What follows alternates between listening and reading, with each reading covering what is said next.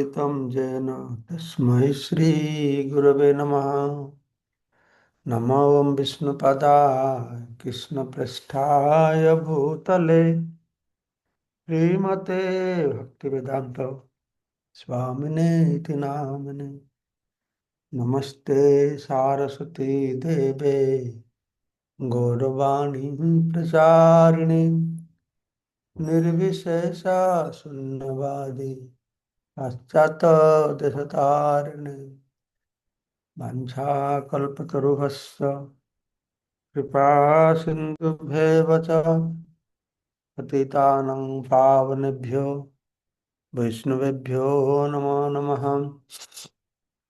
जय श्री कृष्ण चैतन्य प्रभु नित्यानंद श्री अद्वैत गदाधर शिवासदि श्री गौर भक्त वृंद। हरे कृष्ण कृष्ण कृष्ण हरे हरे हरे राम हरे राम हरे हरे। मुखम करोति वाचालं पंगुलं हयते गिरिं यत्कृपा तमहं वन्दे परमानंद माधवम श्री गुरुदिनतरणं श्री चैतन्य ईश्वरम। नमः विष्णुपादाय कृष्णपृष्ठाय भूतले श्रीमते नामने।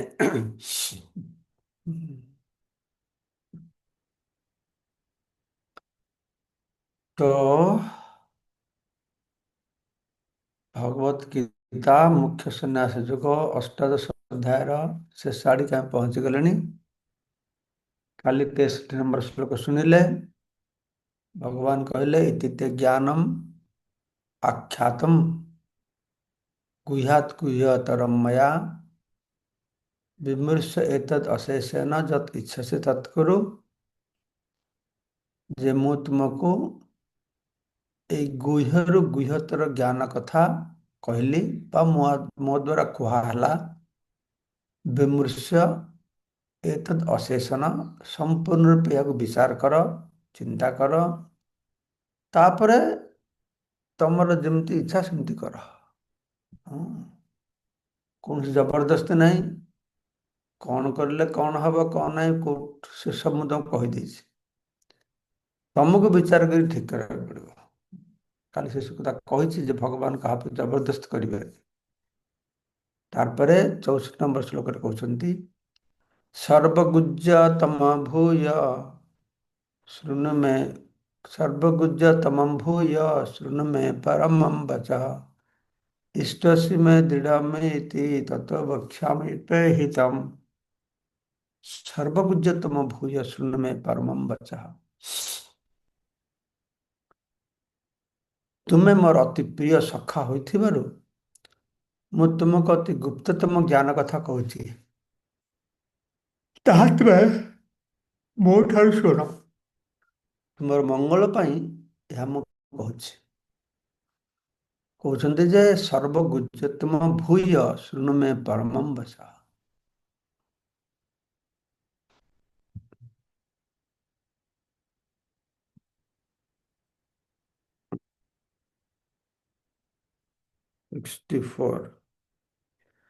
আমি আমার কাছ থেকে সবচেয়ে গোপনীয় পরম উপদেশে শ্রবণ করো। তুমি আমার কাছ থেকে সবচেয়ে পরম গোপনীয় ଉପଦେଶ ଶ୍ରବଣ କର। ଓଡ଼ିଆରେ କୁହାଯାଉଛି ତୁମେ ମୋର ଅତି ପ୍ରିୟ ସଖା ହୋଇଥିବାରୁ ମୁଁ ତୁମକୁ ଅତି ଗୁପ୍ତତମ ଜ୍ଞାନ କଥା କହୁଛି, ତା ମୋ ଠାରୁ ଶ୍ରବଣ କର। ତୁମର মঙ্গল ପାଇଁ ମୁଁ কହୁছি। যে তোমার অতি প্রিয় তাই তোমার হিতের জন্যই আমি এটি তোমাকে বলছি। এনিওয়ে, তো এটি এই শ্লোকରେ ଦେଖିବାକୁ ପଡିବ ଯେ ସର୍ବଗୁଜ୍ୟତମ ଗୁହ୍ୟତର କଥା ଗୁହ୍ୟତର କଥା କହିଲେ ଆମେ ଶୁଣିଲେ ଗୁଜ୍ଜାତ ତ ଏବେ କହୁଛନ୍ତି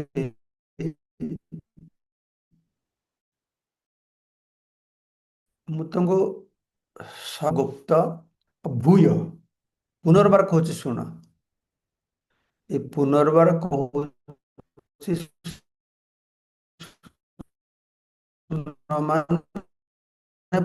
ପୂର୍ବରୁ କେତେବେଳେ କହିଛନ୍ତି? ଗୁହ୍ୟତର ଗୁହ୍ୟତମ କେତେବେଳେ କହିଲେ? ଆମେ କେମିତିକା ବୁଝିବା? ନା, ଏଇ ଶ୍ଲୋକର ପରେ ଯୋଉ ଶ୍ଲୋକଟି ଭଗବାନ 65 ନମ୍ବର ଶ୍ଲୋକରେ କହିବେ, ମନ୍ମନ ଭବ ମତ ଭକ୍ତ ମଜ୍ଜାଜିମାଂ ନମସ୍କୁରୁ, ଏଇ ଶ୍ଲୋକଟି ସେ ନବମ ଅଧ୍ୟାୟରେ ଶେଷ ଶ୍ଲୋକରେ କହିଛନ୍ତି। ଏଇଟା ହଉଛି ଗୁଣ। ସେଇଥିପାଇଁ କି ଏଇ ଶ୍ଲୋକରେ କହୁଛି ଭୂୟ। ମୁଁ ପୁନର୍ବାର ତୁମକୁ କହୁଛି, এই ପୁନର୍ବାର କଥାଟା ଭୂୟ, ପୁଣି ପୁନର୍ବାର ଅନୁବାଦରେ ଲେଖା ନାହିଁ। ତୁମେ ମୋର ଶୁଣ। ଆଚ୍ଛା, ଠିକ ଅଛି। ଇଷ୍ଟସୀ ମେ ଦୃଢ଼ମିତି ତତ ବକ୍ଷ୍ୟାମି, ତତ ବକ୍ଷ୍ୟାମି, ତତଃ ବକ୍ଷ୍ୟାମି। ତ ସେଇଥିପାଇଁ ମୁଁ କହିବି କାହିଁ କହିବି ତୁମକୁ? ନା ଇଷ୍ଟସୀ ମେ, ତୁମେ ମୋର ଅତ୍ୟନ୍ତ ପ୍ରିୟ। ଇଷ୍ଟ ଅସି ଦୃଢ଼, ଦୃଢ଼ ମାନେ ଅତ୍ୟନ୍ତ। ଇଷ୍ଟସୀ ମେ, ତୁମେ ମୋର ଅତ୍ୟନ୍ତ ପ୍ରିୟ। ତତଃ ବକ୍ଷ୍ୟାମି, ସେଇଥି ମୁଁ କହିବି। ତେ ହିତମ୍, ତୁମର ମଙ୍ଗଳ ପାଇଁ। ଠିକ ଅଛି। ତ ସର୍ବଜୀବର ହୃଦୟରେ ଥିବା ପରମାତ୍ମାଙ୍କ ସମ୍ବନ୍ଧୀୟ ଗୁପ୍ତ ଜ୍ଞାନ କଥା ଭଗବାନ ଅର୍ଜୁନ କହିଛନ୍ତି। ଏବଂ ବର୍ତ୍ତମାନ ସେ ଅତି ଗୁପ୍ତତମ ଜ୍ଞାନ କଥା, ଅର୍ଥାତ୍ ପରମ ପୁରୁଷ ଭଗବାନଙ୍କର କଥା ସେ ବର୍ତ୍ତମାନ କହିବେ। ভগবান অর্জুনকে গুহ্য জ্ঞান এবং গুহ্যতর জ্ঞান দান করেছেন, আর এখন তিনি তাকে দান করছেন গুহ্যতম জ্ঞান। এটি যেମିତିକା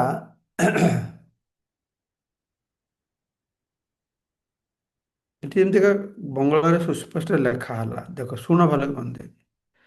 ଭଗବାନ ଅର୍ଜୁନଙ୍କୁ ଗୁହ୍ୟ ଉଦିନ ବ୍ରାକେଟ ବ୍ରହ୍ମ ଜ୍ଞାନ, ଗୁହ୍ୟତର ଉଦିନ ବ୍ରାକେଟ ହୃଦୟରେ ଅନ୍ତଃ ସ୍ଥଳେ ବିରାଜମାନ ପ୍ରତି ଜ୍ଞାନ, ଜ୍ଞାନ ଦାନ କରିଲେ। ଆଉ ବର୍ତ୍ତମାନ ସେ ତାଙ୍କୁ ଦାନ କରୁଛନ୍ତି ଗୁହ୍ୟତମ ଜ୍ଞାନ। ଜିନିଷଟା କ୍ଲିୟର ହେଲା ନା? ଭଗବାନ ଅର୍ଜୁନଙ୍କ ଆଗରେ ଗୁହ୍ୟ ଜ୍ଞାନ କହିଛନ୍ତି ବ୍ରହ୍ମ ଜ୍ଞାନ, ଗୁହ୍ୟତର ଜ୍ଞାନ କହିଛନ୍ତି ପରମାତ୍ମା ଜ୍ଞାନ। ଏବେ ବର୍ତ୍ତମାନ ସେ ତାଙ୍କୁ ଗୁହ୍ୟତମ ଜ୍ଞାନ କହୁଛନ୍ତି। ଗୁହ୍ୟତମ ଜ୍ଞାନଟି କଣ? ନା ପରମେଶ୍ୱର ଭଗବାନଙ୍କର ଶ୍ରୀଚରଣରେ ଆତ୍ମସମର୍ପଣ କରିବା। ଓଡ଼ିଆରେ କଣ ଲେଖିଲେ? ସର୍ବଜୀବର ହୃଦୟରେ ଥିବା ପରମାତ୍ମାଙ୍କ ସମ୍ବନ୍ଧୀୟ ଗୁପ୍ତ ଜ୍ଞାନ କଥା ଭଗବାନ ଅର୍ଜୁନଙ୍କୁ କହିଛନ୍ତି। ଏଇଟା ବିରାଟ ପାର୍ଥକ୍ୟ ହେଲା। ବଙ୍ଗଳାରେ କହୁଛି ଯେ ବ୍ରହ୍ମ ଜ୍ଞାନ ଗୁହ୍ୟ, ପରମାତ୍ମା ଜ୍ଞାନ ଗୁହ୍ୟତର କହିଲେ, ବର୍ତ୍ତମାନ ପରମ ପୁରୁଷ ଭଗବାନଙ୍କର କଥା କହିବେ ଗୁହ୍ୟତମ। କିନ୍ତୁ ଓଡ଼ିଆରେ କେବଳ ସର୍ବଜୀବର ହୃଦୟରେ ଥିବା ପରମାତ୍ମାଙ୍କ ସମ୍ବନ୍ଧୀୟ ଗୁପ୍ତ ଜ୍ଞାନ କଥା ଭଗବାନ ଅର୍ଜୁନ କହିଛନ୍ତି। ବାସ୍ ହେଇଗଲା। ତ ବର୍ତ୍ତମାନ ସେ ଅତି ଗୁପ୍ତତମ ଜ୍ଞାନ କଥା, ଅର୍ଥାତ୍ ପରମ ପୁରୁଷ ଭଗବାନଙ୍କର ଶରଣରେ ଆସ, ଏ କଥା କହୁଛନ୍ତି। ନବମ ଅଧ୍ୟାୟର ଶେଷରେ ସେ କହିଛନ୍ତି, ସର୍ବଦା ମୋତେ ଚିନ୍ତା କର। ସେହି ସମାନ ଉପଦେଶ ଏଠାରେ ପୁନରୁକ୍ତି କରାଯାଉଛି। ଏହାର ଅର୍ଥାତ୍ ଏପରି ପୁନରୁକ୍ତି କରିବାର ଉଦ୍ଦେଶ୍ୟ ହେଉଛି କଣ? ନା ଭଗବତ ଗୀତାର ସାର କଥା ଉପରେ ଖୁବ୍ ଗୁରୁତ୍ୱ ଆରୋପ କରିବା। କୌଣସି ବିଷୟଟା ଯଦି ବେଶୀ ଗୁରୁତ୍ୱପୂର୍ଣ୍ଣ ହୁଏ, 2-3 ଥର କୁହାହୁଏ, ତୁମେ ଆସ, ଏଇ ଆସ ଆସ ଆସ, ହଁ 3 ଥର କୁହାହୁଏ। ତ ତା ଏଠୁ ବୁଝା ଯାଉଛି ଯେ ଏଇ କଥାଟାକୁ ସେ 2 ଥର କହିଲେ, ମନ୍ମନା ଭବ ମଦ୍ଭକ୍ତ ମଜ୍ଜାଜିମାଂ ନମସ୍କୁରୁ। ଏଇଟା ହଉଛି ଭଗବତ ଗୀତାର ଶୃଣୁମେ ପରମଂ ବଚଃ, ପରମ କଥା, ସାର କଥା। ଏ ସାର କଥାକୁ ସାଧାରଣ ଲୋକ ବୁଝିପାରିବେନି, କିନ୍ତୁ ଯେ ପ୍ରକୃତରେ କୃଷ୍ଣଙ୍କର ଅତି ପ୍ରିୟ, ଯେ କୃଷ୍ଣଙ୍କର ଅତି ଶୁଦ୍ଧ ଭକ୍ତ ସେ ହିଁ ଏକଥା ବୁଝିପାରିବ।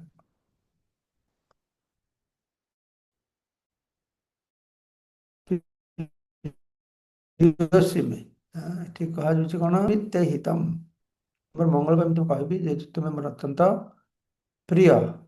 ହୁଁ, ହୁଁ। ତ ତ ଏଇ କଥା ସମସ୍ତେ ବୁଝିପାରିବେନି, ଯେ ଭକ୍ତ ସେମାନେ ବୁଝିପାରିବେ। ସମସ୍ତ ବୈଦିକ ସାହିତ୍ୟରେ ଦିଆଯାଇଥିବା ଉପଦେଶ ମାନଙ୍କ ମଧ୍ୟରେ ଏହା ହେଉଛି ଅତ୍ୟନ୍ତ ଗୁରୁତ୍ୱପୂର୍ଣ୍ଣ ଉପଦେଶ, ମାନେ ସବୁଠାରୁ ଗୁରୁତ୍ୱପୂର୍ଣ୍ଣ। ବୈଦିକ ସାହିତ୍ୟରେ ଯେତେ ଜ୍ଞାନ ଦିଆହେଇଛି ତାର ସାର କଥା ଗୀତାରେ କୁହାଗଲା। ଗୀତାରେ ଯାହା ଜ୍ଞାନ ଦିଆହେଇଛି ତାର ସାର କଥା ସପ୍ତମ ଅଧ୍ୟାୟରୁ ଦ୍ୱାଦଶ ଅଧ୍ୟାୟ, ଏଇ 6ଟା ଅଧ୍ୟାୟରେ ଦିଆଗଲା। ଏଇ 6ଟା ଅଧ୍ୟାୟରେ ଯୋଉ କଥା କୁହାଯାଇଛି ତାର ସାର କଥା ନବମ ଅଧ୍ୟାୟରେ କୁହାଗଲା। ନବମ ଅଧ୍ୟାୟରେ ଯାହା କୁହାଯାଇଛି ତାର ସାର କଥା ନବମ ଅଧ୍ୟାୟରେ ଶେଷ ଶ୍ଲୋକ ମନ୍ମନା ଭବ ଭକ୍ତ ମଜ୍ଜାଜ ମାଙ୍ଗ ନମସ୍କାର। ଠିକ ଅଛି। ଏ ସମ୍ପର୍କରେ କୃଷ୍ଣ ଯାହା କହୁଛନ୍ତି ତାହା ଅତି ବିଶିଷ୍ଟ ଜ୍ଞାନ କଥା ଅଟେ। ଏଟା ଏମିତି ଜ୍ଞାନ ନାହିଁ, ବିଶିଷ୍ଟ ଜ୍ଞାନ। ଏହା ଯେ କେବଳ ଅର୍ଜୁନ ପାଳନ କରେ ତାହା ନୁହଁ, ସମସ୍ତ ଜୀବ ଏଟାକୁ ପାଳନ କରିବା ଉଚିତ। ଏହି ଶ୍ଲୋକ ପରେ 64 ନମ୍ବର ଶ୍ଲୋକରେ ଯେ କହିଲେ ସର୍ବଗୁଜତମ ଭୂୟ ଶୃଣୁମେ ପରମଂ ବଚଃ ଇଷ୍ଟସି ଇଷ୍ଟସି ମେ ଦୃଢ଼ମ୍ ଇତି ତତ ବକ୍ଷ୍ୟାମି ତେ ହିତମ୍, ତତ ବକ୍ଷ୍ୟାମି ତେ ହିତମ୍। ତାପରେ କହିଲେ କଣ, ତାପରେ 2ଟା ଶ୍ଲୋକ ବିଶେଷ କରି କହିଛନ୍ତି, ମନ୍ମନା ଭବ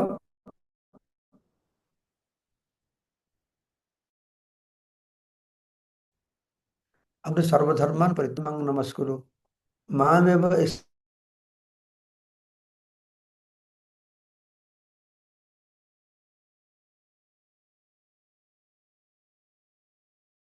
ପ୍ରିୟସୀ ମେ। ତ ସର୍ବଦା ମତେ ଚିନ୍ତା କର, ମୋର ଭକ୍ତ ହୁଅ, ମତେ ପୂଜା କର, ମତେ ତୁମର ପ୍ରଣାମ ଜଣାଅ। ଏହିପରି ତୁମେ ନିଶ୍ଚିତ ଭାବରେ ମୋ ପାଖକୁ ଆସିବ, ଏହା ମୁଁ ତୁମ ପାଇଁ ପ୍ରତିଜ୍ଞା କରୁଛି, କାରଣ ତୁମେ ମୋର ଅତି ପ୍ରିୟ ସଖା। ତ କୁହାଏ ଗୋଟେ ହଉଛି ଇନଷ୍ଟ୍ରକ୍ଟିଭ, ଗୋଟେ ହଉଛି ଡେସ୍କ୍ରିପ୍ଟିଭ, ଡେସ୍କ୍ରାଇବ କରାହେଇଛି, ବର୍ଣ୍ଣନା କରାହେଇଛି। ଏর ପୂର୍ବ ଶ୍ଲୋକଟା ସେ ଗୋଟେ କଥାର ବର୍ଣ୍ଣନା କଲେ। ଏପର୍ଯ୍ୟନ୍ତ ଯୋଉ ସବୁ କଥା କହୁଛନ୍ତି, ହଁ, ଏର କଥାର ବର୍ଣ୍ଣନା। କିନ୍ତୁ ଆଜିର ଯୋଉ ଶ୍ଲୋକଟା ଏଟା ବର୍ଣ୍ଣନା ନୁହଁ, ଏଟା ଇନଷ୍ଟ୍ରକ୍ଟିଭ, ତାଙ୍କୁ ଆଦେଶ ଦଉଛନ୍ତି, ଉପଦେଶ ଦଉଛନ୍ତି। ହଁ, ଉପଦେଶ ତାଙ୍କୁ କହୁଛନ୍ତି, ନିର୍ଦ୍ଦେଶ ଦଉଛନ୍ତି ଯେ ତମେ ଏଟା କର। ଯୋଉ କଥା କହୁଥିଲି ଗୀତାରେ କୋଉଟା କଣ ଭଲ ମନ୍ଦ ସବୁ କୁହାଯାଇଛି, ଶେଷରେ ତମେ ଏଟା କର। ଏ ପୂର୍ବଶ୍ର ଯତିଚ୍ଛସି ତତ୍ କୁରୁ, ବାସ୍ ଏଠି କଥା ଶେଷ, ଆଉ କହିବା ଦରକାର ନାହିଁ। କିନ୍ତୁ ଭଗବାନ କୃପା କରି ତାକୁ କହୁଛନ୍ତି ଯେ ତମେ କଣ କରିବା ଦରକାର, ଯତ ଇଚ୍ଛା ଯାହା ଇଚ୍ଛା ତା କରିବ, ବିଚାର କର। କିନ୍ତୁ ଭକ୍ତ ପ୍ରତି ଭଗବାନ କୃପା କରିକି ତାଙ୍କ ବିଚାରଟା ତାଙ୍କୁ ଦଉଛନ୍ତି, ଭକ୍ତଙ୍କୁ ଦଉଛନ୍ତି। ତାଙ୍କ ବିଚାରଟା କଣ, ସବୁ କଥା କହିଲେ, କହିକି ଅର୍ଜୁନ କହିଲେ ତମେ ବିଚାର କରିକି ଠିକ କର କଣ କରିବ କଣ ନାହିଁ। ଏଇଟା କହିଲା ପରେ ତ କଥା ଶେଷ, ଆଉ ବଢିବା କଥା ନୁହଁ। ଭଗବାନ ଚିନ୍ତା, ମୁଁ ମୋ ବିଚାରଟା ତମକୁ କହୁଛି। ମୋ ବିଚାରଟା କଣ, ମୁଁ ତ ତମକୁ ସ୍ୱର୍ଗ ଯିବାର କଥା କହିଛି, ତମ କୀର୍ତ୍ତି ହବ, ଯୁଦ୍ଧ କର କୀର୍ତ୍ତି ହବ, ଯୁଦ୍ଧରେ ମରିଲେ ସ୍ୱର୍ଗ ଯିବ, ନିଷ୍କାମ କର୍ମ କରିଲେ କର୍ମଫଳ ମୁକ୍ତ ହେଇଯିବ। ହଁ, କି କରି ଇନ୍ଦ୍ରିୟ ସଂଯମ କରିବ, ବିଭିନ୍ନ ପ୍ରକାର କଥା କହିଛି। ତେବେ ମୁଁ ସବୁ କଥାର ସାର ଶେଷ କଥା କହୁଛି, କୋଉଟା କରିବା ଦରକାର, ୟା ଭିତରେ କଣଟା ଦରକାର କରିବା। ନା ଏ ଭିତରେ ନବମ ଅଧ୍ୟାୟର ଶେଷ ଶ୍ଲୋକରେ ଯାହା କହୁଛି ସେଇଟା କରିବା ଦରକାର, କିଛି ପୁନରାବୃତ୍ତି କରେ। କହିଥିଲି ମନ୍ମନା ଭବ ମଦ୍ଭକ୍ତ ମଜ୍ଜାଜି ମାଙ୍ଗ ନମସ୍କୁରୁ ମା ବ୍ୟବସେ ସତ୍ୟମ ତେ ପ୍ରତିଜାନେ ପ୍ରିୟସୀ ମେ। ସର୍ବଦା ମତେ ଚିନ୍ତା କର, ମୋର ଭକ୍ତ ହୁଅ, ମତେ ପୂଜା କର, ମତେ ତୁମର ପ୍ରଣାମ ଜଣାଅ। ଏହିପରି ତୁମେ ନିଶ୍ଚିତ ଭାବରେ ମୋ ପାଖକୁ ଆସିପାରିବ। ଏହା ମୁଁ ତୁମ ପାଇଁ ପ୍ରତିଜ୍ଞା କରୁଛି। ଖାଲି ତାଙ୍କ ଅନ୍ତରର କଥା କହୁଛନ୍ତି ତା ନୁହଁ, ସେ କଥାକୁ ଆଉ ଦୃଢ଼ତା ପ୍ରଦାନ କରିବା ପାଇଁ କି ପ୍ରତି ଜାନେ ମା ବ୍ୟବଶେଷୀ ସତ୍ୟମ ତେ, ଏଇଟା ସତ୍ୟ କଥା କହୁଛି ତ। ମୁଁ ପ୍ରତି ଜାନେ ପ୍ରିୟ ସିମେ, ତୁମେ ମୋର ପ୍ରିୟ। ସେ ଯୋଉ ତ ପ୍ରତିଜ୍ଞା କରୁଛି, ଏଟା କହୁଛି ତ ପ୍ରତିଜ୍ଞା କରୁଛି ସତ୍ୟମ ତେ ପ୍ରତି ଜାନେ ପ୍ରିୟସୀ। ଅତି ଗୁପ୍ତତମ କଥା, ଜ୍ଞାନ କଥା ଏଇ ଯେ ବ୍ୟକ୍ତି କୃଷ୍ଣଙ୍କର ଜଣେ ଅତି ଶୁଦ୍ଧ ଭକ୍ତ ହେବା ଉଚିତ ଏବଂ ସର୍ବଦା ତାଙ୍କୁ ଚିନ୍ତା କରି ତାଙ୍କ ପାଇଁ କର୍ମ କରିବା ଉଚିତ। ବ୍ୟକ୍ତି ଏକ ଅଫିସ କର୍ମଚାରୀ ଭଳି ଧ୍ୟାନ ଯୋଗୀ ହେବା ଉଚିତ ନୁହଁ। ତ ଧ୍ୟାନ ଯୋଗୀ କି ଏଠି ପ୍ରବାଦ ଅଫିସ କର୍ମଚାରୀ ଭଳିଆ କହିଦେଲେ। ଧ୍ୟାନ ଯୋଗୀ ହେଉଛି ଅଫିସ କର୍ମଚାରୀ। ଜୀବନକୁ ଏପରି ନିୟନ୍ତ୍ରିତ କରିବା ଉଚିତ ଯେପରିକି ସେ ସର୍ବଦା କୃଷ୍ଣଙ୍କୁ ଚିନ୍ତା କରିବାକୁ ସୁଯୋଗ ପାଇବ। ବ୍ୟକ୍ତି ସର୍ବଦା ଏପରି କାର୍ଯ୍ୟ କରିବ ଯେପରିକି ତାର ଦୈନନ୍ଦିନ କର୍ମ କୃଷ୍ଣଙ୍କ ପାଇଁ ହିଁ କରାଯିବ। ତାହେଲେ ସେ 24 ଘଣ୍ଟା କୃଷ୍ଣଙ୍କ ସାଙ୍ଗରେ ଯୁକ୍ତ ହେଇକି ରହିପାରିବ। ସେ ତାର ଜୀବନକୁ ଏଇ ପ୍ରକାର ନିୟନ୍ତ୍ରିତ କରିବ ଯେପରିକି ଦିନ ରାତି 24 ଘଣ୍ଟା ସେ କେବଳ କୃଷ୍ଣ ଚିନ୍ତା ଛଡା ଅନ୍ୟ କିଛି କରିବ ନାହିଁ। ଭଗବାନ ପ୍ରତିଜ୍ଞା କରି କହୁଛନ୍ତି ଯେ ଏଇ ପ୍ରକାର ଶୁଦ୍ଧ କୃଷ୍ଣ ଭାବନାରେ ବ୍ରତୀ ହେବ, ସେ ନିଶ୍ଚୟ କୃଷ୍ଣଙ୍କ ଧାମକୁ ଫେରିଯିବ, ଯେଉଁଠାରେ ସେ ପ୍ରତ୍ୟେକ ଭାବରେ କୃଷ୍ଣଙ୍କର ସଙ୍ଗ ଲାଭ କରି ସେବାରେ ରତ ହେବ। ଏହି ଅତି ଗୁହ୍ୟତମ ଜ୍ଞାନ କଥା ଅର୍ଜୁନଙ୍କୁ କୁହାଯାଇଛି, କାରଣ ସେ କୃଷ୍ଣଙ୍କର ଅତି ପ୍ରିୟ ସଖା। ଯେଉଁ ବ୍ୟକ୍ତି ଅର୍ଜୁନଙ୍କର ପନ୍ଥା ଅବଲମ୍ବନ କରିବ, ସେ ମଧ୍ୟ କୃଷ୍ଣଙ୍କର ଅତି ପ୍ରିୟ ବନ୍ଧୁ ହୋଇପାରିବ। ଅର୍ଜୁନଙ୍କ ପରି ଜୀବନରେ ପୂର୍ଣ୍ଣତା ଲାଭ କରିବ। କୃଷ୍ଣ କହିଲେ ଅର୍ଜୁନ ତ ମୋର ପ୍ରିୟ ସଖା, ତାହେଲେ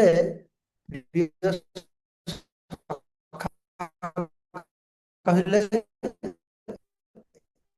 ତାଙ୍କୁ ଅନେକ ଉପଦେଶ ଦେଲେ, କହିଲେ, ତାପରେ କହିଲେ ଯେ ଏଇଟା ମୋ ବିଚାରରେ ଭଲ, ସେଟା ବି କହିଦେଲେ।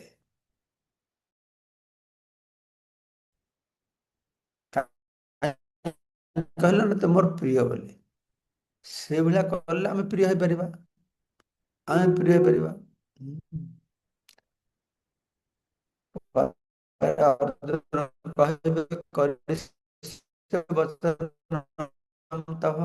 ତମର ତମ ଭଲ ଭାବରେ ଜଣାଯାଉଛି ବା କୃଷ୍ଣ ଜୋର ଦେଇ କହୁଛନ୍ତି ଯେ ବ୍ୟକ୍ତି ସର୍ବଦା କୃଷ୍ଣଙ୍କୁ ଧ୍ୟାନ କରିବ ବା କୃଷ୍ଣଙ୍କ ଭିତରେ ମନୋନିବେଶ କରିବ। କୃଷ୍ଣଙ୍କର ସୁନ୍ଦର ରୂପ ଦ୍ୱିଭୁଜଧାରୀ, ବଂଶୀବଦନ ଶ୍ୟାମ ସୁନ୍ଦର ରୂପ, ସୁନ୍ଦର ମୁଖମଣ୍ଡଳ, ମୟୂର ପୁଚ୍ଛଧାରୀ ଗୋପବାଳ ରୂପକୁ ହିଁ ଧ୍ୟାନ କରିବ। ବ୍ରହ୍ମସଂହିତା ଓ ଅନ୍ୟାନ୍ୟ ବୈଦିକ ସାହିତ୍ୟରେ କୃଷ୍ଣଙ୍କ ସମ୍ବନ୍ଧରେ ବର୍ଣ୍ଣନା କରାଯାଇଛି। ବ୍ୟକ୍ତି ଭଗବାନଙ୍କର ଏ ମୌଳିକ ରୂପ, କୃଷ୍ଣ ରୂପଟା ହେଉଛି ଭଗବାନଙ୍କ ସ୍ୱରୂପ। ଏତେ ଚାଂଶ କଲାପଂଶ କୃଷ୍ଣସ୍ତୁ ଭଗବାନ ସ୍ୱୟଂ, ତା ସ୍ୱୟଂ ରୂପ, ଠିକ ଅଛି, ମୌଳିକ ରୂପ କୃଷ୍ଣ ରୂପରେ ହିଁ ମନୋନିବେଶ କରିବା ଉଚିତ। କୃଷ୍ଣ ରୂପରେ ହିଁ ମନୋନିବେଶ କରିବା ଉଚିତ। ଏପରିକି ସେ ଭଗବାନଙ୍କର ଅନ୍ୟ ରୂପ ପ୍ରତି ମନୋନିବେଶ କରିବ ନାହିଁ। ଏକାନ୍ତ କୃଷ୍ଣ ଭକ୍ତ ସେ ନାରାୟଣ ରାମ ଅନ୍ୟ ରୂପ ରୂପରେ ଧ୍ୟାନ କରିବନି। ଭଗବାନଙ୍କର ବିଷ୍ଣୁ ନାରାୟଣ ରାମ ବରାହାଦି ଅସଂଖ୍ୟ ରୂପ ଅଛି। ଜଣେ ଶୁଦ୍ଧ ଭକ୍ତ ଭଗବାନଙ୍କର ମୌଳିକ ରୂପ ଅର୍ଥାତ୍ ଯେଉଁ ରୂପ ଅର୍ଜୁନଙ୍କ ସମ୍ମୁଖରେ ବିଦ୍ୟମାନ ଥିଲା ସେଇ ରୂପକୁ ଧ୍ୟାନ କରିବା ଉଚିତ। କୃଷ୍ଣ ରୂପକୁ ଧ୍ୟାନ କରିବା କଥା ବା କୃଷ୍ଣ ରୂପରେ ମନକୁ ସ୍ଥିର ରଖିବା କଥା ଅତ୍ୟନ୍ତ ଗୁହ୍ୟତମ ଜ୍ଞାନ ଅଟେ। ମନ୍ମନା ଭବ ମଦ୍ଭକ୍ତ ମଜ୍ଜାଜି, ଏହା ଭିତରେ ସବୁ କିଛି ଆସିଗଲା। ମନ୍ମନା, ମୋର ମନକୁ ସ୍ଥିର କରିବ, ମୋ ଠାରେ ସ୍ଥିର କର। ମଦ୍ଭକ୍ତ, କିଛି କାମ କରିବ ମାନେ ମୋର ସେବା କରିବ, ମୋର ପୂଜା କରିବ। ଏଇଟା ହଉଛି ଗୁହ୍ୟତମ ଜ୍ଞାନ। ଏକଥା ଅର୍ଜୁନଙ୍କର ଭଗବାନ ପ୍ରକାଶ କରିଛନ୍ତି। ତେଣୁ ଅର୍ଜୁନ ହେଉଛନ୍ତି କୃଷ୍ଣଙ୍କର ଅତି ପ୍ରିୟ ସଖା ବା ବନ୍ଧୁ। ଆଜି 65 ନମ୍ବର ଶ୍ଲୋକ ଶୁଣିଲେ, କାଲି 66 ନମ୍ବର ଶ୍ଲୋକ ଶୁଣିବ। ମନ୍ମନା ମାନେ ମୋର ଚିନ୍ତା କର। କିଭାବେ ଚିନ୍ତା କରିବେ? ନା ମଦ ଭକ୍ତ, ମୋର ଭକ୍ତ ଯେଭଳି ମତେ ଚିନ୍ତା କରେ। ଆପଣ ଭକ୍ତ କିଏ? ନା ମତେ ଯାଜି, ଯେ ମୋର ପୂଜା କରେ। ଆପଣ କେମିତି ପୂଜା କରାଯିବ? ନା ମାଙ୍ଗ ନମସ୍କରୁ, ମତେ ନମସ୍କାର କର। এই যে নমস্কার কর କହିଲେ, କେମିତିକା ନମସ୍କାର କରିବେ? এই ନମସ୍କାର ଶବ୍ଦଟିର ବ୍ୟାଖ୍ୟା ପରବର୍ତ୍ତୀ ଶ୍ଲୋକରେ ଦେବେ। ନମସ୍କାର ମାନେ କଣ ବୁଝୁଛ? କାଲି ଆମମାନେ ଶୁଣିବା এই ନମସ୍କାର ମାନେଟା କଣ। ପରବର୍ତ୍ତୀ ଶ୍ଲୋକରେ ଭଗବାନ କୃଷ୍ଣ ସ୍ୱୟଂ କିଭାବେ ତାର ବ୍ୟାଖ୍ୟା ଦେଉଛନ୍ତି। ହରେ କୃଷ୍ଣ କୃଷ୍ଣ କୃଷ୍ଣ ହରେ ହରେ, হরে হরে রাম রাম রাম হরে হরে। মঙ্গলময় প্রভু বলুন। হরে কৃষ্ণ মহারাজ, সেখানে দণ্ডবোধ প্রণাম। মহারাজ, এখানে সর্বগুহ্যতম হচ্ছে গিয়ে এই 18 অধ্যায়ের 65 নম্বর শ্লোক, মন্মনা ভব মদ্ভক্ত মদ্যাজি মাম নমস্কর মাম এবৈশেষি সত্যন্তে প্রতিজানে প্রিয়সিমি।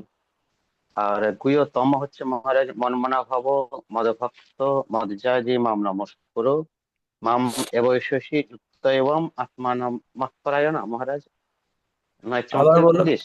আবার বলুন কি বলছেন। বলছি মহারাজ, এই সর্বগুহ্যতম হচ্ছে গিয়ে এই 18 নম্বর 65, আর গুহ্যতম হচ্ছে গিয়ে 934। মন্মনা ভব মদভক্ত মজ্জাজি মাম নমস্কুরু মাম এবৈশেষি যুক্ত এবং আত্মানম মৎপরায়ণ। 934 মহারাজ। আপনি কি বুঝলেন এ পর্যন্ত? আপনি কি মহারাজ, বলছেন? 65 নম্বরটা কি বলছেন শ্লোকটা? বলছি কোনটা মন্মনা গৃহীত? ভব মদভক্ত মজ্জাজি মাম নমস্কুরু মাম এবৈশেষি সত্যন্তে প্রতিজানে প্রিয়সী। এটা কি এটা গৃহতম না গৃহতম? সর্ব সর্বগুহ্যতম। হ্যাঁ, আর আর গুহ্যতম 934, মন্মনা ভব মদ্ভক্ত মজ্জাজি মাম নমস্কুরু মাম এবৈষসি যুক্ত এবং আত্মানাম মৎপরায়ণ। না, দুটোই একই জিনিস। গুহ্য আর সর্বগৃহ কি? গুহ্যতম মানে তো সবার মধ্যে শ্রেষ্ঠ নাকি? তাই না? হ্যাঁ মহারাজ। গুহ্যতম মানে কি? মানে সবার মধ্যে যে শ্রেষ্ঠ, সেইটাকে একটু হ্যাঁ, সর্বটা জুড়ে দিয়েছেন আর কি। সর্বগুহ্যতম মানে সব থেকে শ্রেষ্ঠ। এখানে সর্ব শব্দের অর্থ আবার সর্বগুহ্যতম অত্যন্ত গুপ্ত। সর্বগুহ্যতম এখানে অনুবাদ হয়েছে অত্যন্ত গুপ্ত। বুঝতে পারছেন? অতি গুপ্ততম কথা তোমাকে বলছেন, তার কিছু নেই। আর মহারাজ, গুহ্যতর হচ্ছে গিয়ে পরমাত্মা জ্ঞান। ঈশ্বর সর্বভূতানাম হৃদ্দেশে ওই জন্য খ্রিস্টকে ভ্রামায়ণ সর্বভূতানি যন্ত্র রূঢ়িণী মায়া। তাহলে এই শ্লোকটা মহারাজ আর গুহ্যতর। পরমাত্মা সম্পর্কে তো অনেক শ্লোক বলা আছে, শুধু এটাই নয়। হুম, যেখানে যেখানে পরমাত্মা সম্পর্কে বলা হয়েছে সবটাই, হ্যাঁ, গুহ্যতর জ্ঞান। আর যেখানে যেখানে যেমন আত্মার কথা বলা হয়েছে, ব্রহ্মের কথা বলা হয়েছে, হলো গুহ্য জ্ঞান। বা নিষ্কাম কর্মটাও গুহ্য জ্ঞান, কারণ নিষ্কাম কর্মের মাধ্যমে আত্মত্ব জ্ঞান লাভ হয়, তাই নিষ্কাম কর্মকেও গুহ্য গুহ্য জ্ঞান বলা হয়েছে। ঠিক আছে। তাহলে মহারাজ, আর ব্রহ্মজ্ঞান মানে আত্মজ্ঞান। তো হুম। আত্মা সম্পর্কে যে সকল জ্ঞান দেখা যাচ্ছে সবই মহারাজ গুহ্য। হ্যাঁ, আত্মজ্ঞান লাভের পন্থাটা কি? আত্মজ্ঞান লাভের পন্থা নিষ্কাম কর্ম। নিষ্কাম কর্ম, সেটাও গুহ্য জ্ঞান। নিষ্কাম কর্মটাও গুহ্য জ্ঞান। মহারাজ, মহারাজ, হরে কৃষ্ণ। হয়েছে, এখন আমরা চৈতন্য চৈতামৃত থেকে শ্রবণ করব। শ্রী চৈতন্য মহাপ্রভু বিড়া কীর্তন লীলা।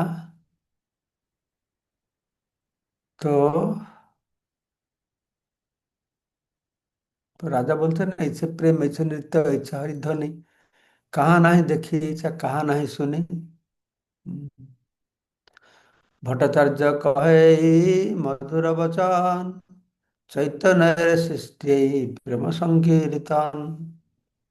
রাজা বলছেন, এগুলো এইরকম তো আমি কোনদিন শুনি না। তো সারম্ভরে বলছেন, এই মধুর সঙ্গীত শ্রী চৈতন্য মহাপ্রভু একটি বিশেষ সৃষ্টি, এর নাম হচ্ছে প্রেম সংকীর্তন। অর্থাৎ ভগবত প্রেমে উদ্বেল হয় ভগবানের মহিমা কীর্তন। এই গোটা অত্যন্ত গুরুত্বপূর্ণ একটি কথা এখানে বলা হলো। ভট্টাচার্য বলছে, রাজা বলছে, এত সুন্দর মধুর কীর্তন তো কোনদিন শুনি না। তারপরে কি কি তুমি কি করে শুনবে? এটা অনর্পিত চরিং চিরা, আগে কোনদিন দেওয়া হয়নি। চিরা অদত্ত নিজগুপ্ত বিহিতম, এটা চৈতন্য মহাপ্রভু সৃষ্টি করেছেন, তিনি প্রবর্তন করেছেন। চৈতন্য সৃষ্টি মানে তিনি প্রবর্তন করেছেন। এটা হচ্ছে কলিযুগের যুগধর্ম, নাম সংকীর্তন। হ্যাঁ, অনর্পিত করুণয়া অবত সমর্পিত উন্নত উজ্জ্বল রস, তিনি এটাকে প্রবর্তন করেছেন, শ্রী চৈতন্য মহাপ্রভু। কলিকালে ধর্ম, প্রেম, প্রেম সংকীর্তন, এটা প্রেম। হম, ভগবান ভগবত প্রেমে উদ্বেল হয়, প্রেম সংকীর্তন। কেউ রাম রাম রাম বলেন, কেউ ওম নমঃ ভগবতে বাসুদেব বলেন, কেউ ওম নমঃ নারায়ণ বলেন। কিন্তু হরে কৃষ্ণটা কি? এটা প্রেম দেবে। হম, প্রেম দেবে। তো সে প্রেমে উদ্বেলিত হয় নাম সংকীর্তন, যেটা তাকে বলে প্রেম সংকীর্তন। এটা মহাপ্রভু এই জগতে প্রকাশ করেছেন। হম, অবতরী চৈতন্য কৈল ধর্ম প্রচারণ, কলিকালে ধর্ম কৃষ্ণ নাম সংকীর্তন। এই কলিযুগে শ্রী চৈতন্য মহাপ্রভু যুগ ধর্ম প্রচার করার জন্য অবতীর্ণ হয়েছেন। কলিযুগের সেই যুগ ধর্ম হচ্ছে নাম সংকীর্তন।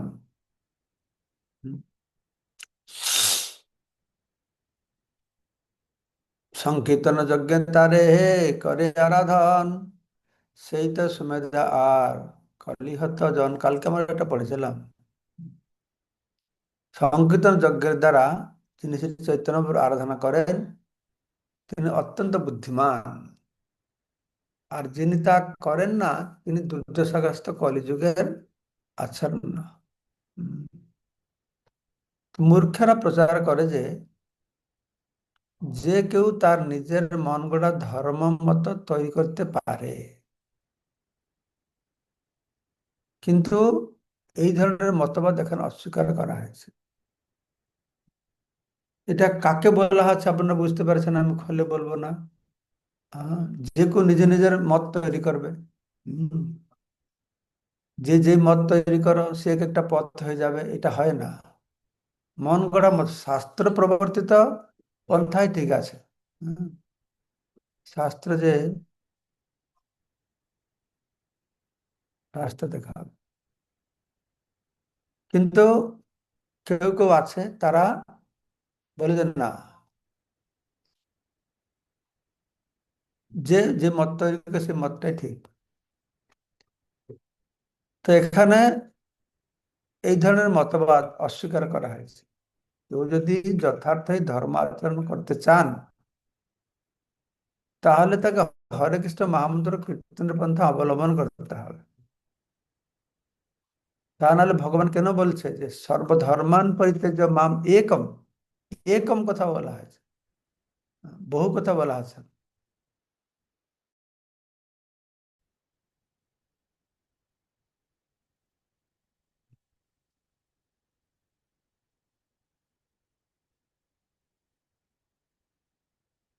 চলে দেবে না এটাকে,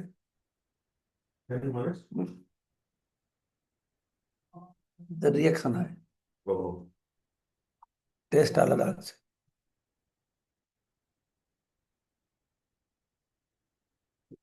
তো ধর্ম শব্দটির প্রকৃত অর্থ ভাগবতে বর্ণনা করা হয়েছে। দেখুন শুনি, ধর্ম অর্থ কি বলা হচ্ছে এখানে। ধর্মস্তু সাক্ষাৎ ভগবত প্রণীতম, ন বৈ বিদু ঋষয় নাপি দেবাঃ, ন সিদ্ধ মুখ্যা অসুরা মনুষ্যা, কুতন্নু বিদ্যাধর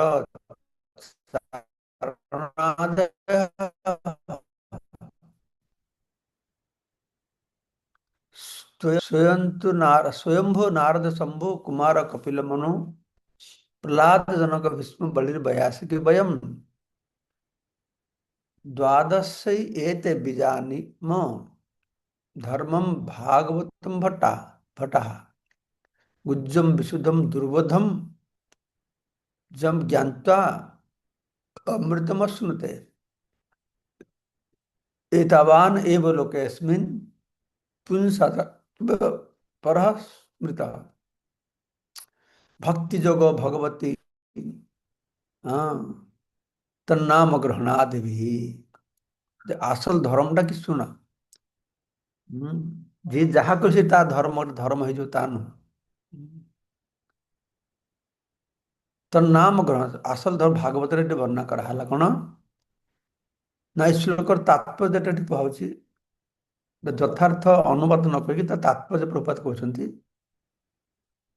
যে ধর্ম মানুষের তৈরি নয়, ধর্ম হচ্ছে ভগবানের আইন। তাই কোনো মানুষ কখন ধর্ম সৃষ্টি করতে পারে না, তা তিনি যত বড় মহাপুরুষই হন না কেন।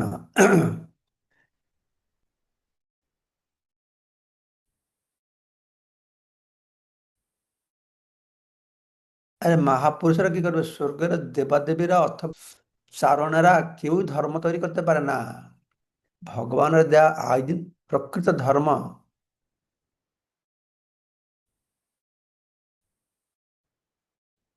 পরম্পরার ধারায় দ্বাদশ মহাজনের মাধ্যমে প্রকাশিত। সেই দ্বাদশ মহাজনকে না ব্রহ্মা শিব, ব্রহ্মা নারদ শিব চারি কুমার দেবহূতির পুত্র কপিল, স্বয়ম্ভু মনু প্রহ্লাদ মহারাজ জনকরাজ ভীষ্মদেব বলি আর সুখদেব গোস্বামী আর যমরাজ।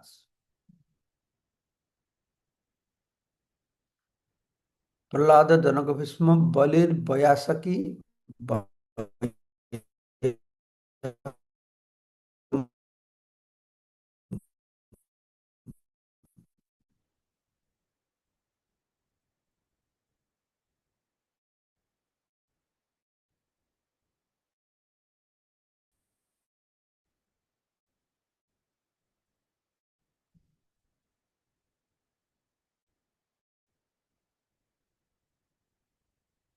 বলির বয়াসকি বয় জানার পন্থা হচ্ছে ভগবানকে জানা। তার ধর্মের লক্ষ্যে অর্থ উপার্জন করা নয়, ইন্দ্রিয় ভোগের জন্য।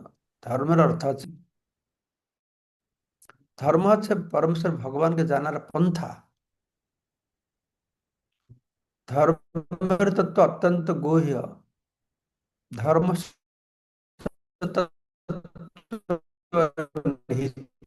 গুহায় মাহা তার সব রকম জড়জাগতিক কলুষ থেকে মুক্ত, তাই তা সাধারণ মানুষের পক্ষে দুর্বোধ্য।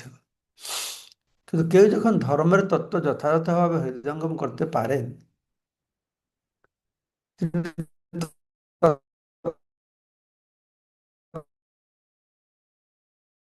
তৎক্ষণাৎ জড়জগতের বন্ধন থেকে মুক্ত হয় ভগবত ধামে ফিরে যায়। ধর্ম বা এই তত্ত্বই অর্থাৎ যার শুরু হয় ভগবানের নাম কীর্তনের মাধ্যমে, তার নাম গ্রহণাদি চৈতন্য চৈতন্য গ্রন্থে বর্ণনা করা হয়েছে।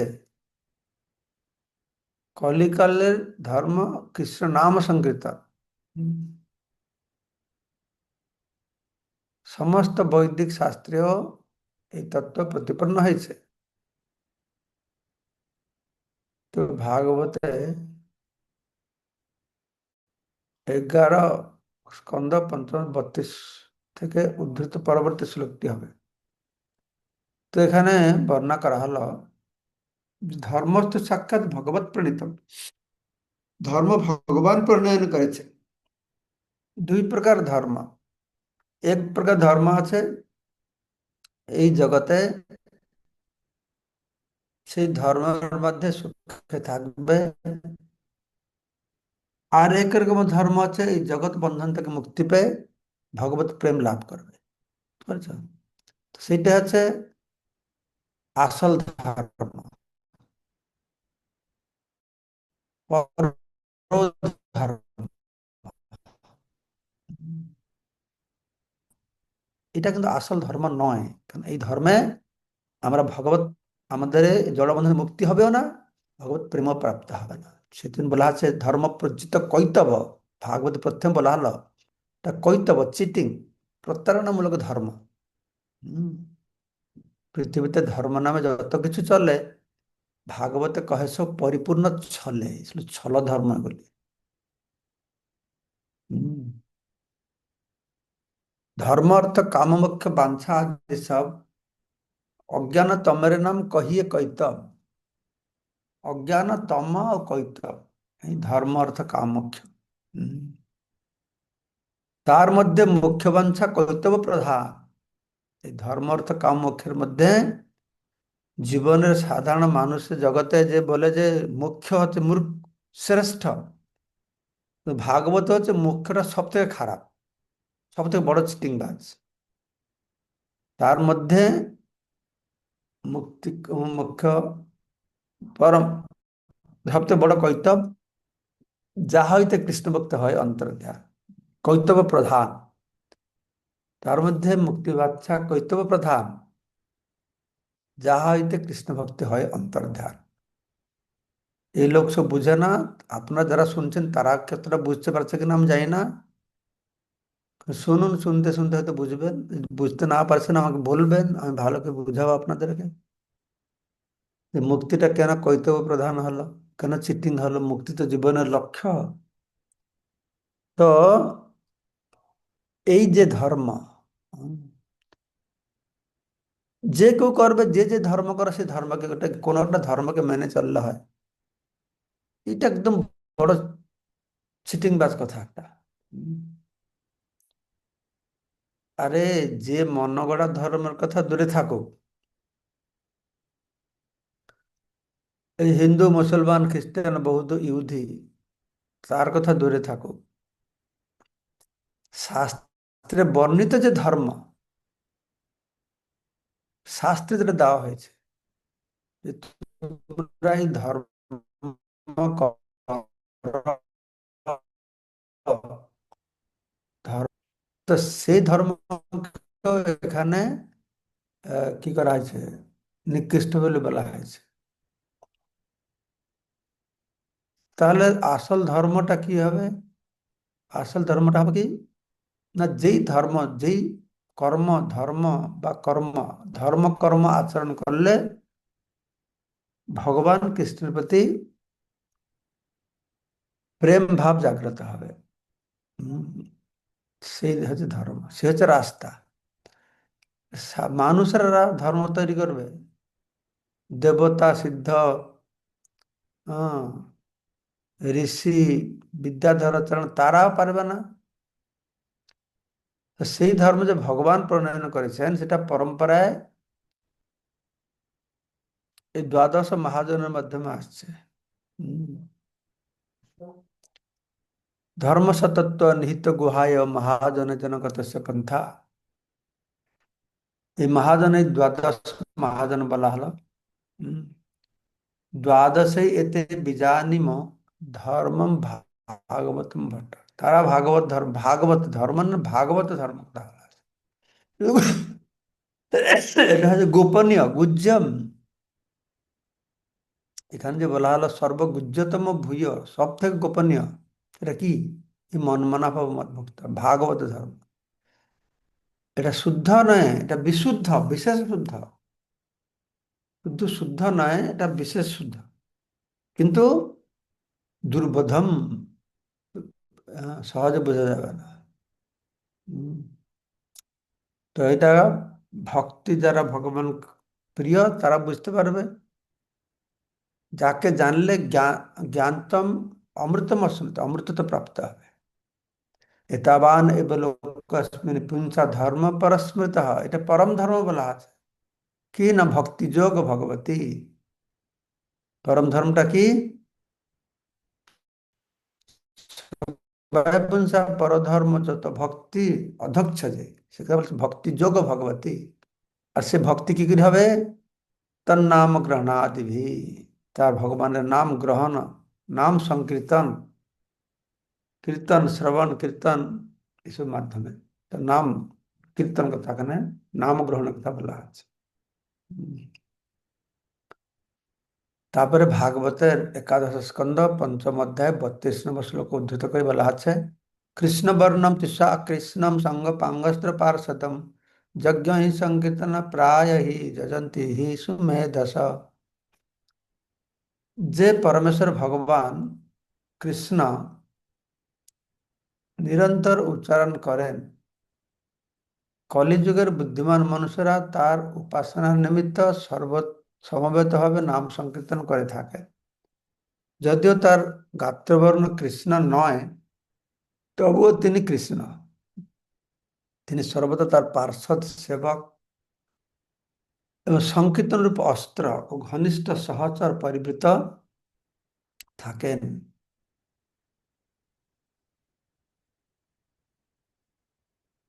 হুম। এই শ্লোকটায় অন্য কোথায় আছে একটা, যেখানে কি কৃষ্ণদাস কবিরাজ গোস্বামী এই শ্লোকের পয়ার অনুবাদের মাধ্যমে এই শ্লোকের অর্থটাকে সুন্দর করে বুঝিয়েছেন, ব্যাখ্যা করেছেন। এটা মনে হবে আম,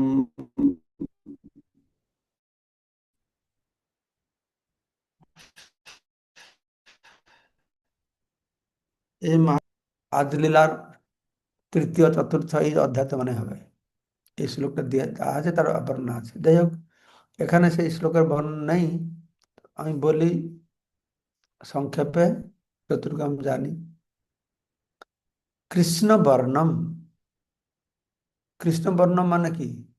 হুম, মানে যার বর্ণটার কলরটা কৃষ্ণ। তুষা কৃষ্ণম, তার, কেউ বলবে তুষা কৃষ্ণম, তার অঙ্গ জ্যোতিটা কালো, কিন্তু এখানে কিন্তু অর্থটা আলাদা। কৃষ্ণ বর্ণম মানে গৌর কালো। হ্যাঁ, গৌরকান্তি হ্যাঁ, গৌরকান্তি কি গৌরকান্তি? তার কালারটা গৌর বর্ণের ছিল, স্বর্ণ বর্ণের ছিল। কি হয়েছে? হরে কৃষ্ণ। তার কালারটা গৌর বর্ণ ছিল, মতলব স্বর্ণ কালার ছিল। এ না না না না, কোথায় এটি স্বর্ণবর্ণ কথা কলা, কোয়ালা কোটি স্বর্ণবর্ণ কথা কয়? শুনো, কৃষ্ণ বর্ণম, কৃষ্ণ বর্ণম মানে, কৃষ্ণ মানে কালো, কালো বর্ণ, কালো বর্ণ নয়। এখানে কৃষ্ণ বর্ণ মানে কৃষ্ণ, এই দুটি যে অক্ষর, আমরা ছোটবেলা বর্ণবোধ পড়েছে না, বর্ণবোধ উড়িষ্যাতে আছে, বাংলায় আজকে দেয় না বর্ণবোধ। তো কৃষ্ণ, এই যে দুটি অক্ষর, হুম, যে সবসময় উচ্চারণ করে তাকে বলা হচ্ছে কৃষ্ণ বর্ণ। কৃষ্ণ শব্দ যে সবসময় বলছে, আরেকটি অর্থ হচ্ছে কৃষ্ণ বর্ণয়তি ইতি কৃষ্ণ বর্ণ, যিনি কৃষ্ণের সম্পর্কে বর্ণনা করছেন তিনি কৃষ্ণবর্ণ বা কৃষ্ণ। এই পদাংশ দুটি বারবার উচ্চারণ করতে করতে উচ্চারণ করছেন, সে লোকটি তৃষা অকৃষ্ণ, তার কান্তি অকৃষ্ণ, মানে কৃষ্ণ নয়, কালো নয়। তো কালো নয় তো কি হয়েছে, সাদা হতে পারে, কালো নয় তো লাল হতে পারে। হ্যাঁ, কিন্তু না, এটা সাদাও নয়, লালও নয়, সবুজও নয়, এটা হচ্ছে অকৃষ্ণ। হ্যাঁ, অকৃষ্ণ বর্ণে বলে পীত বর্ণ। ওটা ওই যে আমি বলছিলাম, এই শ্লোকের ব্যাখ্যা দিয়েছেন কৃষ্ণ, সেখানে বর্ণনা করেছেন, বুঝিয়েছেন যে এই অকৃষ্ণ মানে, অকৃষ্ণ মানে বলা হলো কৃষ্ণ নয়, কালো নয়, কালো নয়। তো কালো নয় তো সবুজ হতে পারে, সাদা হতে পারে, রক্ত হতে পারে, কেন নয়, কেন রক্ত নয়, কেন পীত বর্ণ, সেটা ওখানে বুঝিয়ে বলেছেন, আপনারা পড়বেন। অকৃষ্ণ বর্ণ বলে পীত বর্ণ। হুম, ও সে পরমেশ্বর ভগবান, যে পরমেশ্বর ভগবান কৃষ্ণ নিরন্তর উচ্চারণ করেন। আহ, কলিযুগের বুদ্ধিমান মানুষেরা তার উপাসনা নিমিত্ত সর্ব নাম সংকীর্তন করেন, যদিও তার গাত্রবর্ণ কৃষ্ণ নয়, তিনি কৃষ্ণ। হুম, তো তিনি কি করছেন, সঙ্গ পাঙ্গস্ত্র পার্ষদম, তিনি তার সঙ্গ আর উপাঙ্গ, স অঙ্গ, তার পার্ষদ আর উপাঙ্গ, তার সেবক বৃন্দ, অস্ত্র আর পার্ষদ, অন্তরঙ্গ পার্ষদ, আহ, ঘনিষ্ঠ সহচর পরিবৃত নিয়ে এসেছেন। আর যারা বুদ্ধিমান ব্যক্তি সুমেধস যজ্ঞ সংকীর্তন প্রায়ী, সংকীর্তন যজ্ঞের দ্বারা তার উপাসনা করেন। তো এইভাবে আমাদের গৌড়ীয় বৈষ্ণব আচার্যরা এই শ্লোকের ব্যাখ্যা দিচ্ছেন এইভাবে, যে কিভাবে এটা চৈতন্য মহাপ্রভু উপাসনার কথা এখানে কলিযুগে বলা হয়, যে নবযোগেন্দ্রের কথার মধ্যে এটা আছে মনে হয়, নবযোগেন্দ্রের মধ্যে কেউ একজন বলছেন হম, কলিযুগ কি উপাসনা। ইহার আরো জটিল ব্যাখ্যা রয়েছে। আহ, তো কৃষ্ণবর্ণ তুষা কৃষ্ণ সঙ্গ পাঙ্গাস্ত্র পার্ষদম, যিনি, যার, যিনি সবসময় কৃষ্ণ এই শব্দ উচ্চারণ করেন, কৃষ্ণ সম্পর্কে বর্ণনা করেন, যার অঙ্গের তৃষা বা কান্তি অকৃষ্ণ, পীতবর্ণ, তিনি তার সঙ্গ, স অঙ্গ উপাঙ্গ, অস্ত্র পার্ষদ, তিনি তার অঙ্গ উপাঙ্গ অস্ত্র পার্ষদ নিয়ে এসেছেন। অঙ্গ হচ্ছেন নিত্যানন্দ প্রভু, উপাঙ্গ হচ্ছেন অদ্বৈতাচার্য, আরো সে পার্ষদ আছে, আর অস্ত্র হচ্ছে মহামন্ত্র, এরকম আমি শুনেছি। এই তো সংকীর্তন রূপ অস্ত্র লিখেছেন, সংকীর্তন রূপ হচ্ছে অস্ত্র, এই সংকীর্তন হচ্ছে তার অস্ত্র। রাজা কহে শাস্ত্র প্রমাণে চৈতন্য হন কৃষ্ণ, তবে কেনে পণ্ডিত সব তাহাতে বিতৃষ্ণ। তো মহারাজ প্রতাপ জিজ্ঞেস করছেন শাস্ত্রের প্রমাণে শ্রী চৈতন্য মহাপ্রভু হচ্ছেন কৃষ্ণ, তাহলে শাস্ত্রজ্ঞ পণ্ডিতেরা তার প্রতি উদাসীন কেন? হুম। ভট্ট কহে তাহার কৃপা লেশ হয় যারে, সেই সে তাহারে কৃষ্ণ করি লইতে পারে। তার উত্তরে বলছেন সারণ ভট্টাচার্য যে যে তার কৃপা হলে সে বুঝতে পারবে। হুম। তার কৃপালেশ লাভ করলে তবে সে গিয়ে বুঝতে পারবে। তার কৃপালেশ হয় যারে, সেই সে তাহারে কৃষ্ণ করি লইতে পারে। সে তাকে বুঝবে যে কৃষ্ণ বললে হবে না, কারণ আমরা অনেকবার শুনেছি সেই সে ঈশ্বর তত্ত্ব বুঝিবারে পারে, ঈশ্বরের কৃপালেশ হয়েছে যাহারে। ব্রহ্মার উক্তি আমরা শুনেছি, অথাপি দেব পদাম্বুজোদয় প্রসাদ লেশানুগৃহীত। তো সে কথা আমরা আগামীকালকে শ্রবণ করব, এর তাৎপর্য।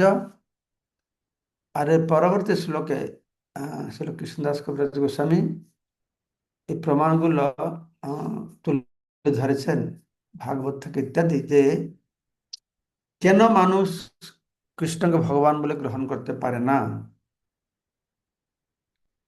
কেন মানুষ শ্রী চৈতন্য মহাপ্রভুকে কৃষ্ণ বলে গ্রহণ করতে পারে না। তাহলে আসল গোড়া কারণটা হচ্ছে এটাই। আহ, রাজা জিজ্ঞাসা করছে শাস্ত্র প্রমাণে চৈতন্য তো কৃষ্ণ হলো, তো পণ্ডিতরা কেন মানে না? তো পণ্ডিতের মাধ্যমে তো জানতে পারবে না। হ্যাঁ, ভক্তির মাধ্যমে জানবে। আর ভক্তি ভগবত ভক্তি সঙ্গে পরিজায়তে, ভক্তের সঙ্গের মাধ্যমে জানবে। আর ভক্ত সঙ্গ ভগবান কৃপাতে পাওয়া যাবে,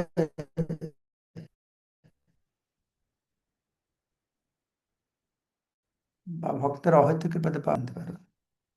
হরে কৃষ্ণ হরে কৃষ্ণ কৃষ্ণ কৃষ্ণ হরে হরে, হরে রাম রাম রাম। হরে হরে। এই রূপশ্রী মাতাজি কি বলছেন? ପ୍ରଣାମ ମହାରାଜ। ଆଜି ବାପାଙ୍କର ତାଙ୍କ ଦିବସ ଆଜି। ସେ ବଡ ଭଉଣୀ ଯିଏ ସେ ଟିକେ ଦର୍ଶନ କରେଇଦେଇ ବାପା ଭାବି ପ୍ରଭୁଙ୍କ ଝିଅ বড় ଏଇନେ বোন ମହାରାଜ ଆସିছে।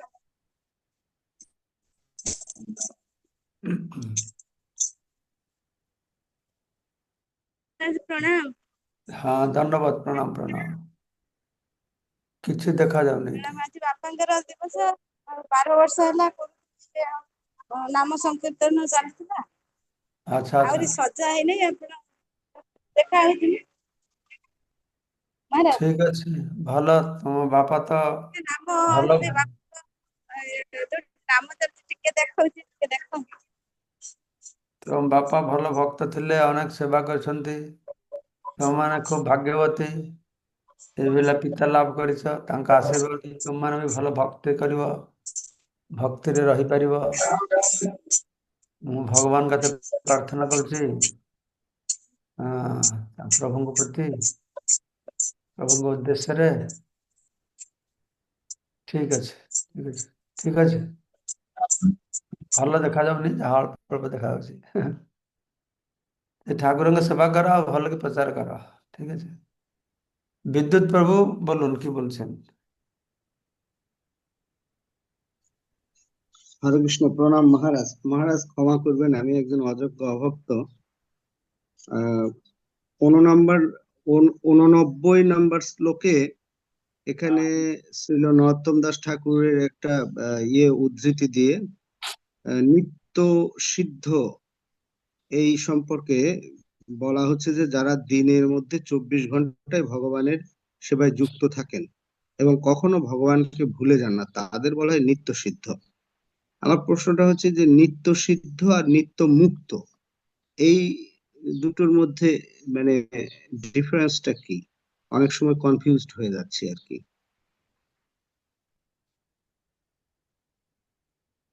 না, আমি যে বুঝেছি, আমাদের এই জড় জগতে নিত্যবদ্ধ, ঠিক আছে, আর বন্ধন আচ্ছা, অবস্থায়। তারপরে এই বন্ধন অবস্থাকে যারা মুক্তি পেয়ে যাচ্ছে তারা হলো বন্ধন মুক্ত। ঠিক আছে। আচ্ছা। যারা ভগবত ধামে কোনোদিন ভগবত ধাম থেকে এখানে আসে না, তারা হচ্ছে নিত্য মুক্ত। ঠিক আছে। আচ্ছা আচ্ছা। আর নিত্য সিদ্ধ পার্ষদ আমি সেইভাবে গ্রহণ করেছি, তারা ভগবানের পার্ষদ। যারা ভগবত ধামে আছে সবাই তো তার পার্ষদ নয়, হ্যাঁ। ধামে আছে, কিন্তু অনেক আছে ভগবানের পার্ষদ যারা কি ভগবানের স্বরূপ শক্তি থেকে প্রকাশিত হয়েছে তার সেবার জন্য, ভগবান থেকে অভিন্ন তারা, ও তাদেরকে নিত্য আচ্ছা। সিদ্ধ পার্ষদ বলা হয়। এখানে প্রভুপাদ বা নর্দমারা বলছেন সেই রকম যারা, তারা 24 ঘন্টাই ভগবানের চেতনায় থাকে। তারা এক মুহূর্তে এদিক ওদিক হয় না, নিত্য সিদ্ধ পার্ষদ ও বলে তাদেরকে আর কি। আচ্ছা আচ্ছা। তাহলে ভগবান শ্রীকৃষ্ণের সঙ্গে যারা অবতীর্ণ হয়েছিলেন তার সখাবৃন্দ সহ সবাই আহ নিত্য সিদ্ধ পার্ষদ আচ্ছা আচ্ছা আচ্ছা। নিত্য নিত্য সিদ্ধ সিদ্ধ এবং নিত্য মুক্ত একসঙ্গে বলা যায় তো? বলে, নিত্য সিদ্ধ যারা নিত্য মুক্ত তারা, কিন্তু আমি দেখি যে নিত্য সিদ্ধ পার্শ্বদ যারা, নিত্য মুক্ত থেকে নিত্য সিদ্ধ পার্শ্বদরা আলাদা একটু, তাই না? হুম, আচ্ছা আচ্ছা, বুঝতে পারছি। আচ্ছা মহারাজ, আর একটা ছোট্ট প্রশ্ন ছিল যে এখানে দ্বাদশ মহাজনের মধ্যে জনক রাজের কথা বলা হচ্ছে, ইনি কি ওই সীতা দেবীর পিতা জনক? তাই হবে মিথি- তো মনে হয়। হ্যাঁ, আমি তো সেটাই মনে করছি, সীতাদেবীর পিতা জনক মহারাজ না? আর আর কে কিন্তু জনক আছে? কিন্তু তার সম্পর্কে তো আমরা খুব একটা বেশি জানি না, মানে অন্যান্য যেরকম বলি মহারাজ, ভীষ্মদেব, মনু সবার সম্পর্কে কিছু না কিছু জানি যে অবদান আছে বা তাদের ভগবান সম্পর্কে যে ইয়েটা, কিন্তু জনক রাজ সম্পর্কে খুব একটা বেশি জানা যায় না। হুম। আমি শুনেছি আমি শুনেছি শিল ব্যাসদেব শুকদেব গোস্বামীকে সব পড়িয়ে টড়িয়ে জনক হুম। মহারাজ কাছে পাঠিয়েছিলেন, যে তার কাছে পড়াশোনা করে আসা। ও তারপরে আচ্ছা আরেকটা আচ্ছা। কথা শুনেছি, কে ভাগবত পাঠ করছিল, সব মুনি ঋষিরা শুনছিল, শুকদেব গোস্বামী পাঠ করছিল মনে না কি জানে না কে, এই জনক রাজা সেখানে শুনছিলেন। তারপরে সে তার মায়ার প্রভাবে সব ঘরে ঘরে আগুন লাগিয়ে দিয়েছে, সব আহ, জায়গায় আগুন জ্বলছে, সব মুনি ঋষিরা দৌড়ে পালিয়ে গেছে, ওদের কুটিরে আগুন লেগে গেল। যে জনক রাজা নাকি বসে শুনছে, ও তার তার রাজপ্রাসাদ জ্বলে যাচ্ছে, তা ও যাচ্ছে না। ও তো এটা আচ্ছা আচ্ছা আচ্ছা। সেই জনক মহারাজ না, আলাদা জনক মহারাজ, এটা অতটা আমি করে দেখি না, জিজ্ঞাসা করতে হবে। আচ্ছা ঠিক আছে মহারাজ, হরে কৃষ্ণ, প্রণাম মহারাজ। ঠিক আছে। ব্রহ্মেশ গৌরপ্রভু। হরে কৃষ্ণ, দণ্ডবত প্রণাম মহারাজ। মহারাজ, আজকে যে মুক্ত কথা বলা হচ্ছে, মুক্তির কথা, কিন্তু আমরা তো সবসময় বলা হয় যে আমরা এই জগৎ থেকে মুক্ত হইতে চাই, বা আপনারা কি মুক্ত হইতে চান, পুরুষারের ক্ষেত্রে বলা হয়। কিন্তু আপনি বলছেন যে মুক্তের কথাটা আমাদের জন্য প্রযোজ্য না। তো এই মুক্তি আর এটা কিরকম আর কি বিষয়টা বুঝতে পারলাম না। না না, এটা হচ্ছে এই জন্ম মৃত্যু সংসার থেকে উদ্ধার পাওয়া এক রকমের মুক্তি নাকি। হ্যাঁ, তারপরে জ্ঞানীদের জন্য ব্রহ্ম লীন হওয়া এক রকমের মুক্তি। ঠিক আছে। হ্যাঁ, হ্যাঁ, হ্যাঁ, সেই মুক্তিটা আমাদের জন্য গুরুত্বপূর্ণ নয়, আমাদের আত্যন্তিক মুক্তি দরকার। আত্যন্তিক মুক্তিটা কি? না, কৃষ্ণের চরণ করলে প্রেম ভক্তিটা পাওয়া। তো এই যে ব্রহ্মে লীন হওয়া মুক্তি বলে জ্ঞানীরা, সেটা কই বললো নরকায়ত, ভক্তদের জন্য এটা নরকের মতো। চায় না ব্রহ্মে এক হয়ে যাবে, যে বারংবার আমরা আলোচনা করছি, সেখানে সেব্য সেবক ভাবটা আর থাকবে না, হুম সেটা হুম হুম ভক্তের জন্য অসহ্য। সেই জন্য হুম এটা কপট ধর্ম বলে বলা হচ্ছে। হুম। তাহলে মহারাজ, আমরা সিদ্ধান্ত নিতে পারি যে জ্ঞানীদের যে মুক্তি, ওই মুক্তি ভক্তরা চায় না, না, কিন্তু আমরা জড়জগতের বন্ধন থেকে আমরা মুক্তি হইতে চাই, সেও এইরকম। চায় না, সেটাও চায় না। ও ভক্ত প্রার্থনা করে আমি যেখানে থাকি না কেন, হুম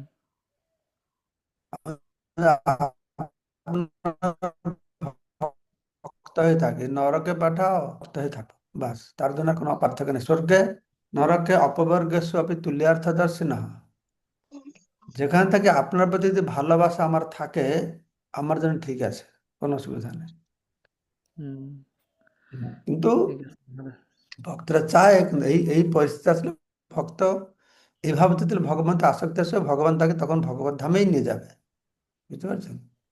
হুম হুম হুম হুম মহারাজ বুঝতে পারছি। হরে কৃষ্ণ, ধন্যবাদ, প্রণাম। তো ভগবান প্রভু বলুন। ହରେକୃଷ୍ଣ ମହାରାଜ ଦଣ୍ଡ ପ୍ରଣାମ। ମହାରାଜ ଗୋଟେ ଆମର ଅଛି ପ୍ରଶ୍ନ ଅଛି କି ହରେ କୃଷ୍ଣ ଆଉ ହରେ କୃଷ୍ଣ ଆମ ଓଡିଶାରେ ଯୋଉ ହରେ କୃଷ୍ଣ ବୋଲି କହୁଛନ୍ତି ଆଉ ଆମର ଇସ୍କନରେ ହରେ କୃଷ୍ଣ କୃଷ୍ଣ ବୋଲି କହୁଛନ୍ତି, এই কৃষ্ণ আর কৃষ্ণର କଣ ପାର୍ଥକ୍ୟ କଣ ଅଛି ମହାରାଜ? ନାଇଁ ନାଇଁ, ସେ କିଛି ପାର୍ଥକ୍ୟ ନାହିଁ। କୃଷ୍ଣ କୃଷ୍ଣ ନୁହଁ, କୃଷ୍ଣ ନୁହଁ, ଏଟା କୃଷ୍ଣ କୃଷ୍ଣ। ସେଟା ଓଡ଼ିଶାରେ କୃଷ୍ଣ କୁହା ହୁଏ, ମହାରାଷ୍ଟ୍ର ବି କୃଷ୍ଣ କୁହନ୍ତି। ହଁ সেটা ଆଞ୍ଚଳିକ একটা ଉଚ୍ଚାରଣ, ସେଟା କିଛି ପାର୍ଥକ୍ୟ ନାହିଁ। ତୁମେ କୃଷ୍ଣ କହିଲେ ବି ଚଳିବ, କୃଷ୍ଣ ବି କହିଲେ, କିନ୍ତୁ କୃଷ୍ଣ ନୁହଁ ଏଟା। ହଁ କିଏ କୃଷ୍ଣ ବୋଲି କହୁଛନ୍ତି, ଇନି କହୁଛନ୍ତି କୃଷ୍ଣ ବୋଲି। ଇଏ କହିଦଉଛନ୍ତି, ଠିକ ଅଛି, ଅସୁବିଧା ନାହିଁ। ଭଗବାନ ବୁଝିବେ ଠିକ ଭାବରେ। ହଁ ହଁ ଭଗବାନ ଜାଣନ୍ତି। ତାଙ୍କୁ ଡାକୁଛୁ ବୋଲି ଉଦ୍ଦେଶ୍ୟ କରି କହିଲେ ହେଲା ଆଉ। ସେ କିଏ କୃଷ୍ଣ କହିବ, କିଏ କୃଷ୍ଣ କହିବ, କେହି ଚାଇନା ଲୋକମାନଙ୍କର, ଚାଇନାରେ ତ ଲୋକମାନଙ୍କର ର ଅକ୍ଷରଟା ନାହିଁ, ତାଙ୍କର ର ନାହିଁ। ଜି କିନ୍ତୁ ମହାରାଜ। ବଙ୍ଗଳାରେ ଳ ନାହିଁ, ଳ। ଆମକୁ ଫଳ, ଜଳ, ବଙ୍ଗାଳୀ ମାନେ ଫଳ କହିପାରିବେ, ଫଡ଼, ଫର, ଫଡ଼ ଏମିତି କହିବେ। ଲ କହିବେ, ଳଟା ନାହିଁ, ବଙ୍ଗାଳୀ ମାନଙ୍କର ଳ ନାହିଁ, ଳ ଉଚ୍ଚାରଣ କରିପାରିବେନି। ଫଳ କହିବ, ଫଳ ସେମାନେ କହିପାରିବେନି। ଜଳ, ଜଳ କହିପାରିବେନି। ବୁଝିପାରିଲ? ହଁ। କିନ୍ତୁ ଚାଇନିଜ ଲୋକମାନଙ୍କର ର ନାହିଁ, ର ନାହିଁ ତ ରାମ କହିବେ କେମିତିକା? ରଟା ନାହିଁ ତାଙ୍କର ଇଏରେ, ତା ମୁହଁରୁ ବାହାରିବନି, କୃଷ୍ଣ କହିବେ କେମିତିକା? ସେ ହଲେ କୃଷ୍ଣ, ହଲେ କୃଷ୍ଣ, କୃଷ୍ଣ କୃଷ୍ଣ ପ୍ରାଥମିକ ଅବସ୍ଥାରେ ଏଇଭଳିଆ କରନ୍ତି ସେମାନେ। ହଁ। ଏଠି ଭାଗବତଟା ଶ୍ଲୋକ ରହିଛି, ଭଗବାନଙ୍କୁ ଉଦ୍ଦେଶ୍ୟ କରିକି ସେ ଭଲ ଭାବେ ଉଚ୍ଚାରଣ ନ କରି ପାରିଲେ ବି ସେ ହରିନାମର ଫଳ ପାଇବ। ଏଇଟା ଖାଲି ଉଚ୍ଚାରଣ ଖାଲି ଫରକ ଟିକେ ରହୁଛି ଟିକେ। ହଁ ହଁ, শীতের সংস্কৃতি। দণ্ডাত প্রণাম। আর কে আছে? বাস, ঠিক আছে তাহলে। তো সবাইকে অশেষ ধন্যবাদ আজকের এই অনুষ্ঠানে যোগদান করবার জন্য। বঞ্ছা কল্পতরুভ্যশ্চ কৃপা সিন্ধুভ্যেব চ পতিতানাং পাবনেভ্যো বৈষ্ণবেভ্যো নমো